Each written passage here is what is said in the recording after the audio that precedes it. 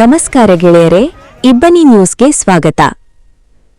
ಕೊಟ್ಟೂರಿನಲ್ಲಿ ಭಾವೈಕ್ಯತೆಯ ಸಂಕೇತ ಮೊಹರಂ ಹಬ್ಬ ಸಡಗರದ ಆಚರಣೆ. ಕೊಟ್ಟೂರು, ವಿಜಯನಗರ ಪಟ್ಟಣದ ಸೌಹಾರ್ದತೆ ಮತ್ತು ಧಾರ್ಮಿಕ ಸಹಿಷ್ಣುತೆಗೆ ಹೆಸರಾಗಿರುವ ಐತಿಹಾಸಿಕ ಕೊಟ್ಟೂರು ಪಟ್ಟಣ ಹಾಗೂ ಸುತ್ತಮುತ್ತಲಿನ ಗ್ರಾಮೀಣ ಭಾಗಗಳಲ್ಲಿ ಜಗತ್ತಿಗೆ ಶಾಂತಿ, ತ್ಯಾಗದ ಸಂದೇಶ ಸಾರಿದ ಹಜರತ್ ಇಮಾಮ್ ಹುಸೇನ್ ಅವರ ಸ್ಮರಣಾರ್ಥ ಮೊಹರಂ, ಸ್ಥಳೀಯವಾಗಿ ಬಾಬಯ್ಯನ ಹಬ್ಬವನ್ನು ಅತ್ಯಂತ ಶ್ರದ್ಧಾಭಕ್ತಿ ಹಾಗೂ ವಿಜೃಂಭಣೆಯಿಂದ ಆಚರಿಸಲಾಯಿತು.